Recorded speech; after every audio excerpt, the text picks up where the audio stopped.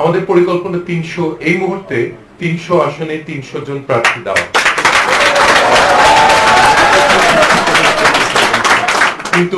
কিন্তু পরিস্থিতির উপরে নির্ভর করছে জিনিসটা। যদি আমাদের সেরকম আমরা একটা সুষ্ঠু নির্বাচনের ব্যবস্থা আমরা দেশে ফেরত আনতে পারি, এটা প্রথম কাজ সবার।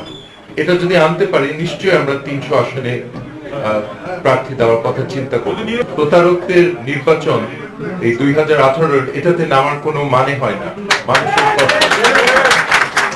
যারা আগে প্রতারণা করেছে 2 বার, তারা তৃতীয়বার যে করবে না, আমি এটা ভরসা করি না। সো আমরা একটা নিরপেক্ষ তত্ত্বাবধায়ক সরকারের অন্য দলের সবার সাথে আমরা আলোচনা করব। যারা এই দেশে গণতান্ত্রিক একটা অধিকার ফেরত আনতে চায়, তারা আমাদেরকে সমর্থন করবে। সো এটাই মেইন। আর কার সাথে জোট হবে সেটা তখনকার পরিস্থিতি দেখে আমরা ঠিক করব। 2.5 বছর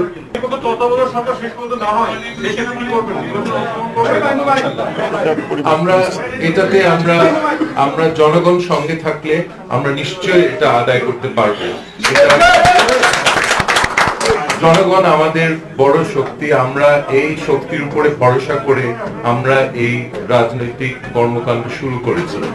আমি মনে করি না বাংলাদেশের জনগণ ঠেকাবার মতো কোনো অস্ত্র, কোনো বাহিনী বা কোনো টাকা দিয়ে যারা এটা প্রতিরোধ করতে চেষ্টা করবে, তারা যে সক্ষম হবে, আমি এটা বিশ্বাস করি।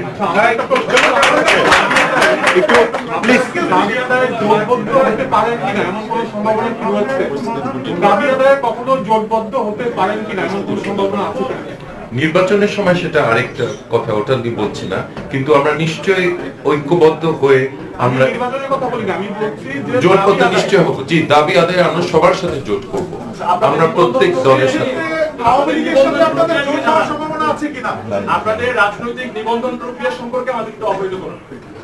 নিবন্ধন একটা প্রক্রিয়া আছে, কিছু শর্ত মানতে হয়। আমরা সেই শর্ত মেনে আমরা এটার আবেদন করব। মনে হয় না যে এটা ঠেকানোর মতো শক্তি কারো আছে।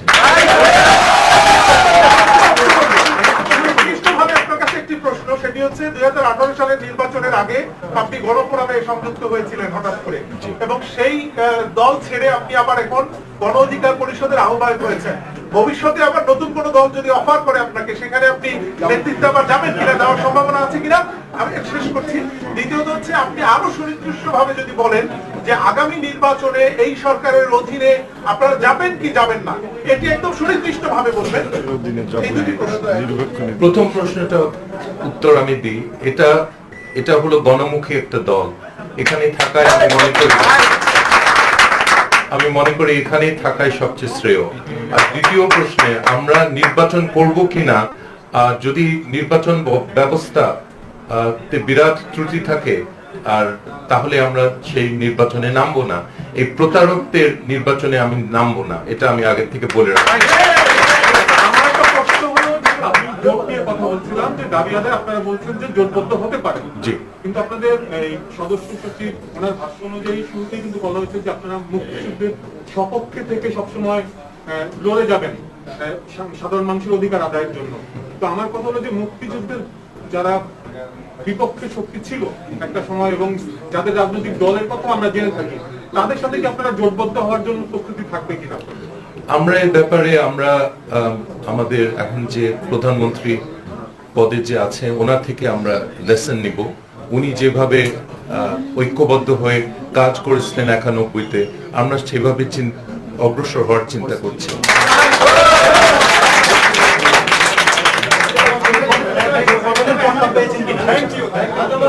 আমার একটা প্রশ্ন, এটা হচ্ছে আপনারা যে নতুন রাজনৈতিক দল ঘোষণা করেছেন, এখন এই রাজনৈতিক দলের প্রথম কর্মসূচিটা কি হবে?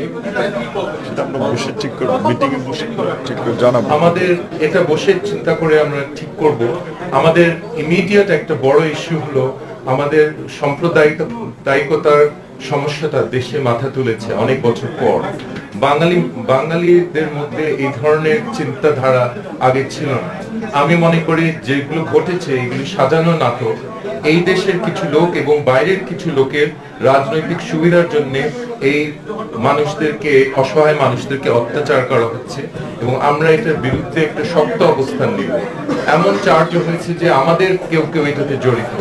আমরা এই ব্যাপারে আমাদের অভ্যন্তরীণ একটা তদন্ত কমিটি তৈরি করেছি এবং এটাতে আমরা সক্রিয়ভাবে কাজ করব।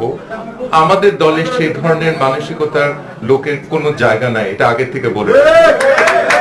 যারা সাম্প্রদায়িকতা বিশ্বাস করে আমাদের দলে না থাকায় ভালো, তাদের অন্য দল আছে, অন্যখানে যেতে পারে, আমাদের দলে না।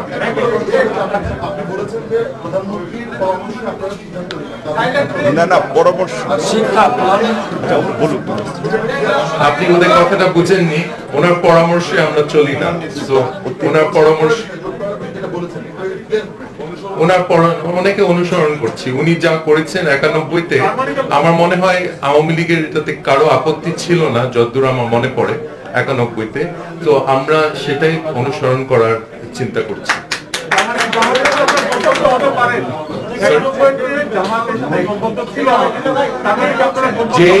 যেই মানুষ বাংলাদেশে জনগণের ভোটের অধিকারের জন্য লড়াই করতে রাজি আছে, আমরা তাদের সাথে কথা বলবো, তাদের সাথে কাজ করবো।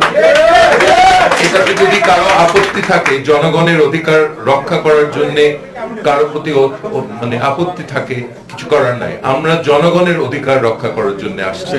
আমাদের লক্ষ্যটা যদি ঠিক থাকে, আমার মনে হয় না যে কোনো ভুল হবে। আত্মপ্রকাশের অনুষ্ঠানে আপনারা অভিযোগ করলেন যে আপনারা আসলে পুলিশের অনুমতি চেয়ে আপনারা একটা ভেঙে পান।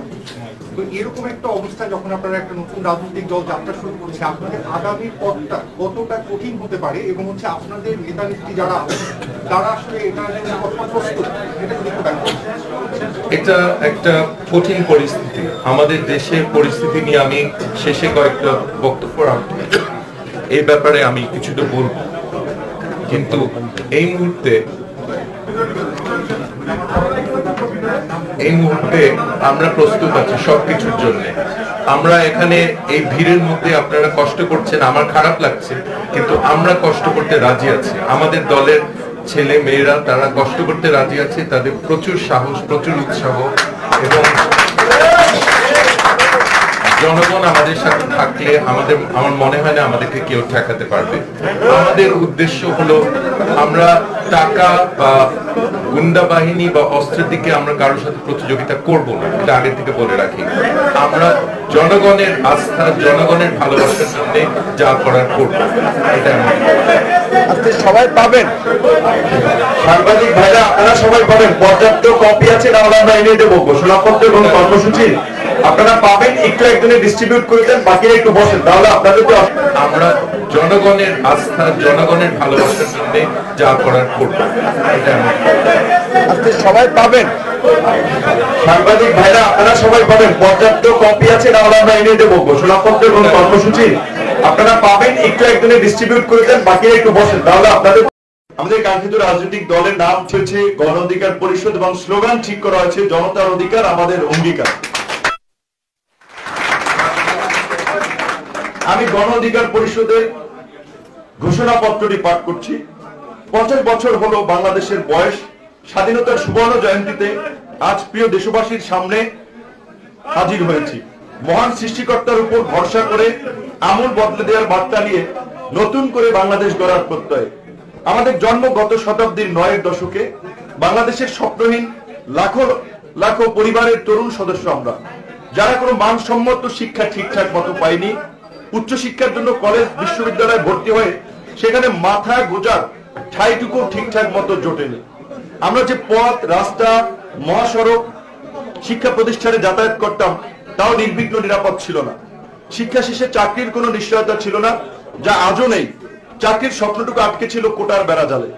চাকরির ক্ষেত্রে কোটা সংস্কার করে মেধার অগ্রাধিকার আর যোগাযোগ, যাতায়াত ও চলাচলের জন্য নিরাপদ সড়ক ও পরিবহনের ব্যবস্থা প্রতিষ্ঠার কথা বলে এদেশের শাসক, নীতি নির্ধারক ও রাজনীতিবিদদের নজরে কখনো আসেনি। প্রাত্যহিক জীবনের এমন অজস্র সমস্যার সংকটে ডুবে আছে আমাদের প্রিয় মাতৃভূমি।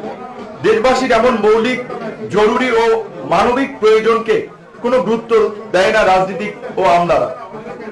কুৎসা, হামলা, নির্যাতন, মামলা ও কারাবরণ ও জীবনের ঝুঁকি নিয়ে এক বৈরী বাস্তবতা আমরা কোটা সংস্কার আন্দোলন করেছি। ভাই আপনারা প্লিজ একটু কথা বলেন না। দয়া করে সবাই একটু নীরব একটু থাকবেন। প্লিজ মোবাইল একটু মোবাইলগুলো একটু সাইলেন্ট করলে ভালো হয়। কুৎসা, হামলা, নির্যাতন, মিথ্যা মামলা, কারাবরণ ও জীবনের ঝুঁকি নিয়ে এক বৈরী বাস্তবতায় আমরা কোটা সংস্কার আন্দোলন করেছি। তাদের দেশ জুড়ে পেয়েছি শিক্ষার্থীদের অভাবনীয় সমর্থন। 90-এর গণ অভ্যুত্থানের পর 2018-তে এটা প্রথম একটি যুগান্তকারী আন্দোলন যা সরকারকে বাধ্য করেছে তাদের বৈষম্য সৃষ্টিকারী অন্যায্য অগ্রহণযোগ্য কোটা সংরক্ষণ নীতি সংস্কার করতে।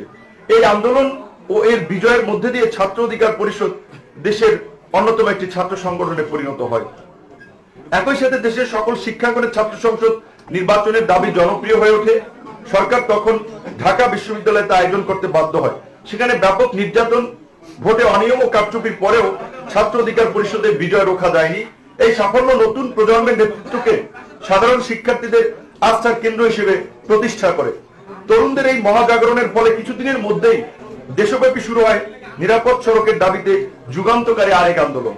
পরিবহন সন্ত্রাসে ঢাকার একটি স্কুলের 2 জন শিক্ষার্থীর মৃত্যুর প্রতিবাদে স্বতঃস্ফূর্তভাবে গড়ে ওঠা এই সংগ্রাম মাত্র 3 দিনের মধ্যে ছড়িয়ে পড়ে দেশের সকল স্কুল, কলেজ ও বিশ্ববিদ্যালয়ে।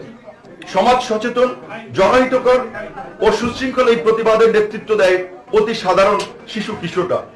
দীর্ঘ 10 দিন স্থায়ী এই লড়াই অমীমাংসিত ভাবে চাপা পড়ে ক্ষমতাসীন দলের হেলমেট সন্ত্রাসী, পুলিশ ও বিজিবির বর্বর ও রক্তক্ষয়ী হামলা, অজস্র গ্রেপ্তার এবং মিথ্যা মামলার ভারে। 2018 সালে গড়ে ওঠা ও ব্যাপক জনপ্রিয় কোটা সংস্কার আন্দোলন এবং নিরাপদ সড়ক আন্দোলন প্রমাণ করেছে বাংলাদেশের মানুষ নিজের ভাগ্য পরিবর্তনের জন্য প্রাণপণ সংগ্রাম, আত্মত্যাগ ও নতুন সংগঠনের পতাকা তলে সমবেত হতে প্রস্তুত রয়েছে। আমরা সেই ভরসায় বৃহত্তর সংগঠন গড়ে তুলে ব্যাপক প্রতিরোধ ও প্রাণপণ লড়াই করার শপথ নিয়ে আজ মাঠে নামছি। স্পষ্টতই 2 ভাগে বিভক্ত এই দেশে আমরা মজলুমের পক্ষে দাঁড়িয়ে আজ স্বাধীনতার 50 বছর পূর্তি পালন করছি শোষিত, সুবিধা বঞ্চিত ও অবহেলিত মানুষের পক্ষ নিয়ে। পেছনে ফেলে আসা অর্ধ শতাব্দী স্মরণ করছি গরিব মানুষের বঞ্চনা, অমর্যাদা ও অস্বীকৃতির। দেশবাসী দেখেছে একই দেশে বিভক্ত হয়ে পড়া 2 দল মানুষ 71-এ পাওয়া স্বাধীনতাকে স্মরণ করছে ভিন্ন ভিন্ন ভাবে। 2 পক্ষের মূল্যায়ন একেবারেই বিপরীত অবস্থান ও ভিন্ন অভিজ্ঞতা সম্পন্ন। শাসকদের জন্য মহা সাফল্যের 50 বছর, তাদের সম্পদ, বিত্ত, বৈভব বিশ্বব্যাপী ছড়িয়েছে। আর মজলুমদের জন্য শোষণ, ভাওতাবাজি ও সামাজিক ন্যায় বিচারহীন অর্ধ